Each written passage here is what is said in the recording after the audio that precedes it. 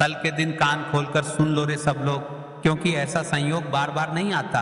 कल, हाँ, कल सोमवार है और वो भी आषाढ़ मास का सोमवार। लेकिन रुकिए, बात सिर्फ सोमवार की नहीं है। इस दिन जो तिथि पड़ रही है वो है पंचमी। अब आप सोचेंगे इसमें ऐसा क्या खास है, तो सुनो, ये पंचमी तिथि आषाढ़ के सोमवार के साथ जब मिलती है ना, तो ब्रह्मांड की विशेष शक्तियां पृथ्वी पर उतर आती हैं।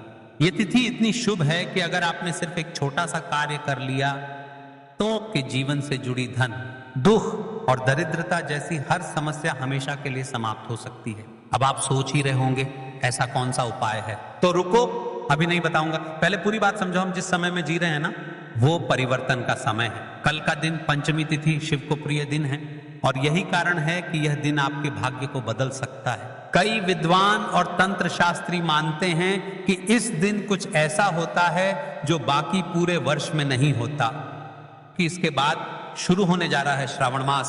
श्रावण मास मतलब भगवान शिव का सबसे प्रिय महीना, और उससे पहले कि यह पंचमी जैसे किसी विशाल शक्ति का द्वार खोलने का आखिरी मौका हो, तो कर लेना कल का एक उपाय, हल्के से दोहराएं। हाँ, कर लेना 11 चावल के दानों वाला एक खास उपाय और एक दीपक प्रज्वलित कर देना। लेकिन ध्यान देना, यह उपाय घर का हर व्यक्ति नहीं कर सकता, सिर्फ एक ही व्यक्ति को करना है। कल 16 जून सोमवार की पंचमी तिथि के दिन घर का एक ही सदस्य जिसके ऊपर घर का सबसे बड़ा भार है, चाहे वो पिता हो, माँ हो, बड़ा बेटा हो, बहन हो, किसी एक को चुन लो। अब आप पूछेंगे कब करना है, तो सुनिए ध्यान से, यह उपाय प्रदोष काल में करना है। प्रदोष काल यानी सूर्यास्त से ठीक पहले का समय, जब दिन और रात की सीमाएं मिलती हैं। उस वक्त की गई साधना, प्रार्थना और उपासना का प्रभाव कई गुना बढ़ जाता है। कहते हैं उस वक्त भगवान शिव स्वयं पृथ्वी पर विचरण करते हैं। अब सोचिए, अगर उस समय आपने वह 11 चावल के दानों वाला छोटा सा लेकिन शक्तिशाली उपाय कर दिया और एक दीपक जलाया, तो क्या होगा? आपके घर से कर्ज का पहाड़ हट सकता है, रोज की कलह, दरिद्रता, रोग और रुकावटें मिट सकती हैं। और हाँ, 2 राशियों की किस्मत भी खुल सकती है। कौन सी 2 राशियां जानना चाहते हो? तो सुनो, जिनकी कुंडली में शनि की ढैया चल रही है और जिनके ऊपर राहु केतु की बाधा है, उन राशियों को इस उपाय से विशेष लाभ होगा। उनका यह दिन और पंचमी की वह शक्ति एक साथ जब मिलती है तो कुछ भी असंभव नहीं रहता। तो कर लेना यह उपाय और दीपक जला देना। धीरे से दोहराएं। हाँ, 11 चावल के दानों वाला एक दीपक। याद रखना, इस उपाय में न कोई खर्च है, न कोई जटिलता, सिर्फ श्रद्धा, निष्ठा और समय की जरूरत है। और अगर आप अपने गांव या शहर के पुराने शिव मंदिर में जाकर ये उपाय करते हैं ना, तो समझो कि आपके पूर्वजों की आत्मा तक तृप्त हो जाती है। इसलिए आपको कल 16 जून इस आषाढ़ माह के पवित्र सोमवार के दिन पंचमी तिथि पर इस उपाय को करना है। इस 11 चावल के दाने वाले उपाय से आपके जीवन में चल रही सारी बड़ा है समाप्त होगी, आपकी मनचाही इच्छा पूर्ण होगी। अतः आपके जीवन में चल रहे सारे दुख कष्ट समाप्त होंगे। तो देखिए, आपको इस उपाय को किस विधि से करना है, किस प्रकार करना है, यह सारी संपूर्ण बातें हम आपको आगे बताएंगे।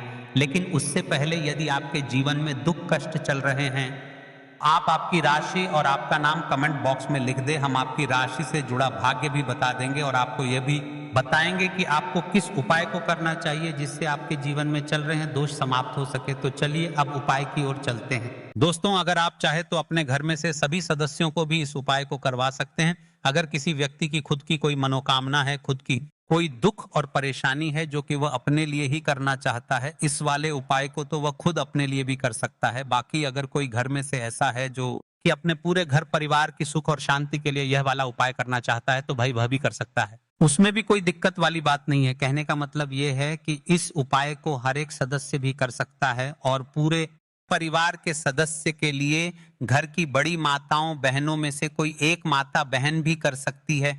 माताएं बहनें अगर घर में उपस्थित ना हो या वह यह वाला उपाय ना कर पा रही हो, तो फिर घर का कोई बड़ा सदस्य भी इस 11 चावल के दाने वाले उपाय को कर सकता है, चाहे फिर वह पुरुष ही क्यों ना हो। उसमें कोई भी दिक्कत वाली बात नहीं है।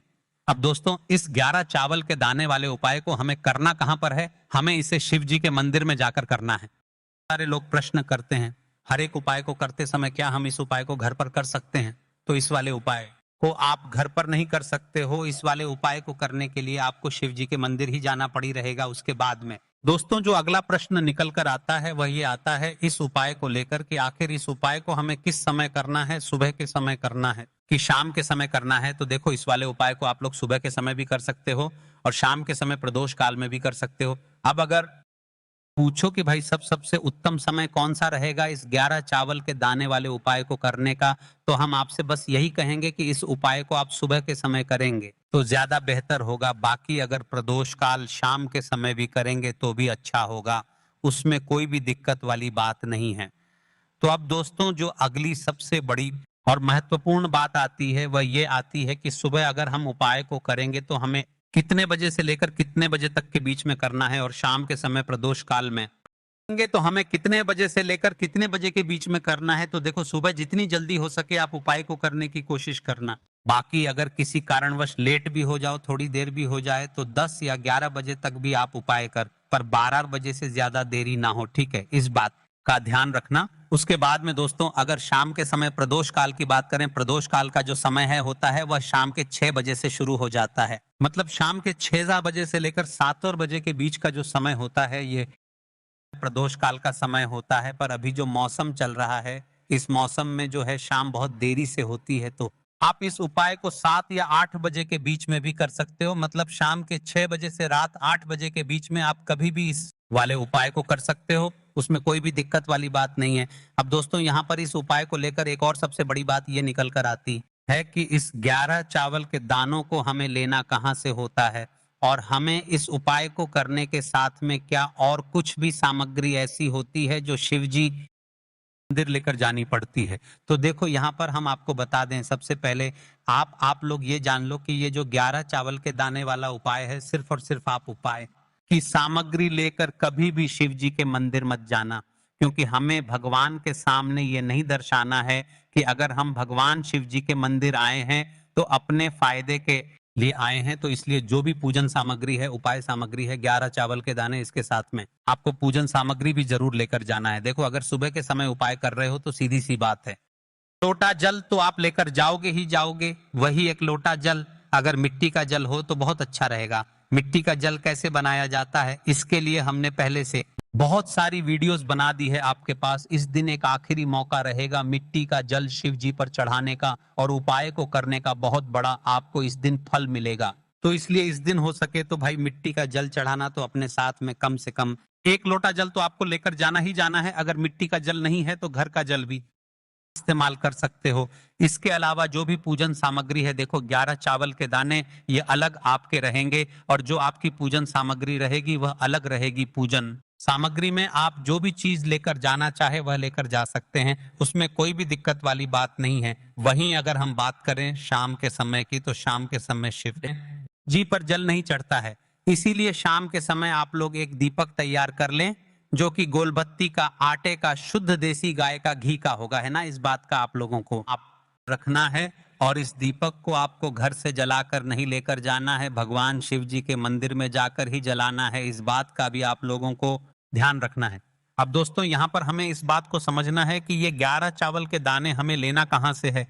क्या हमें दुकान से लेकर आना है या हमें अपने घर से लेना है, या कहाँ से लेकर आना है और कौन से चावल लेना है, क्योंकि चावल भी बहुत प्रकार के होते हैं। तो देखो इन सभी सवालों के जवाब आप लोग एक बात में सुन लो कि भाई ये जो उपाय है, उपाय में आपको ये नहीं देखना है कि भाई कौन से चावल है कौन से चावल नहीं है। बस जो भी चावल ले रहे हो वह चावल का दाना सबूत होना चाहिए, मतलब साबुत होना चाहिए, टूटा हुआ नहीं होना चाहिए, कटा पिटा नहीं होना चाहिए। ये बात आपको ध्यान रखना है। बाकी आपका चावल बासमती हो या सादा चावल हो या कोई सा भी चावल हो, उसमें कोई भी दिक्कत वाली बात नहीं है। तो सीधी सी बात है कि आपके घर के रसोई घर में जहां पर आप भोजन बनाते हो वहां पर जो भी चावल आपके उपस्थित हो, उन चावलों में अपनी एक कटोरी भर लेना या एक मुट्ठी चावल अलग से निकाल कर रख लेना, क्योंकि हम 11 चावल ही यहाँ पर इस उपाय में लेने वाले हैं। तो हमें ये चावल के दाने गिनकर निकालने पर डरेंगे, इस बात का आप लोगों को ध्यान रखना है। तो अपने उस चावल की कटोरी में से या चावल में से 11 ऐसे चावल के दाने आप लोग निकाल लो जो कि टूटे हुए ना हो, कटे पिटे ना हो, जिनमें कोई दाग ना लगा हुआ हो, है ना। अच्छे साबुत चावल के दाने 11 दाने आप लोग निकाल कर रख लो और इन्हें किसी भी एक कागज की पुड़िया में या किसी एक छोटी सी कटोरी में आप लोग रख लो, ताकि ये सुरक्षित रहे, आपके एक भी चावल का दाना इधर उधर ना हो और आपका उपाय भी पूरा अच्छे से हो जाए। तो भाई जैसे ही आपका उपाय की जो सामग्री है 11 चावल के दाने ये तैयार हो जाते हैं। उसके बाद में आपको जो भी अपनी पूजन सामग्री है सुबह के समय कर रहे हो तो 1 लोटा जल या पूजन सामग्री जो लेकर जाना चाहो उसकी भी तैयारी कर लेना। और शाम के समय जा रहे हो तो भाई अपना जो दीपक है उसे तैयार कर लेना, ठीक है। और उपाय को करते समय शुद्धता का विशेष रूप से ध्यान रखना, ठीक है। सुबह सुबह स्नान करने के बाद ही उपाय को करने की आप लोग तैयारी करना। उसके बाद अगर शाम के समय की बात करें तो शाम के समय आपको स्नान करने की जरूरत नहीं है, पर शुद्धता का ध्यान रखना है। आपको स्नान तो नहीं करेंगे, आप हाथ मुंह धोकर भी इस वाले उपाय को शाम के समय प्रदोष काल में कर सकते हैं। इसमें कोई दिक्कत वाली बात नहीं है। तो आप अपने उपाय की पूरी सामग्री तैयार करके आपके पास ही में जो आपका शिव मंदिर हो वहां पर पहुंच जाइए।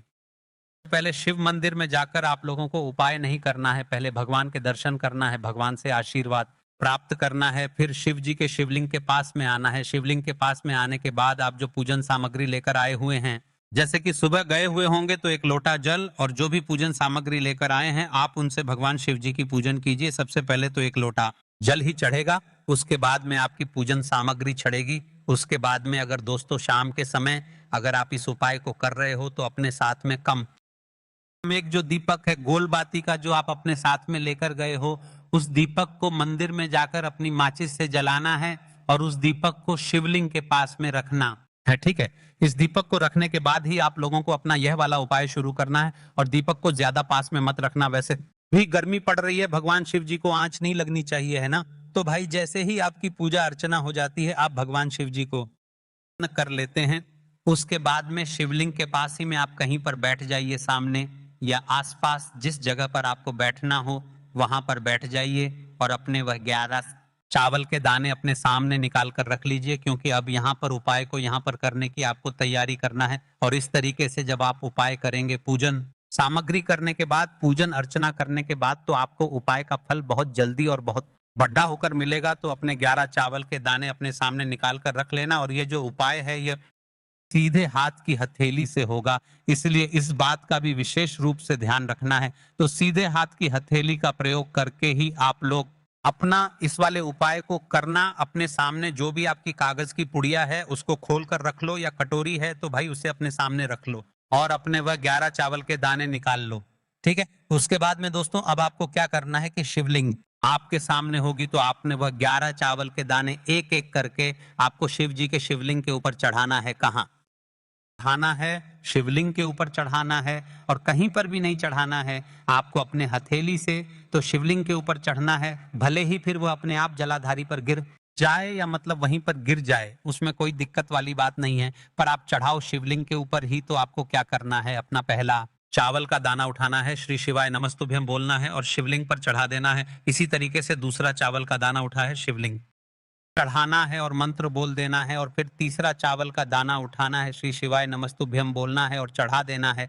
इसी प्रकार से आपको पूरे 11 चावल के दाने एक एक करके शिव जी के शिवलिंग के ऊपर चढ़ाना है और भगवान से प्रार्थना करते जाना है। मतलब प्रार्थना तो आपको आखिरी में करना है, पर हर एक चावल के दाने को चढ़ाते समय श्री शिवाय नमस्तुभ्यम जरूर बोलना है। उसके बाद ही में यह चावल का दाना शिवलिंग के ऊपर आपको चढ़ाना है। जैसे ही आपके 11 चावल के दाने शिवलिंग के ऊपर 4 है जाते हैं तो भाई बाद में आपको क्या करना है, भगवान से अपनी मनोकामना बोलना है। मनोकामना भी कब बोलना है, जब आपका 11 चावल का दाना आपके सीधे हाथ की हथेली में हो और आप उसे चढ़ाने के लिए जा रहे हो।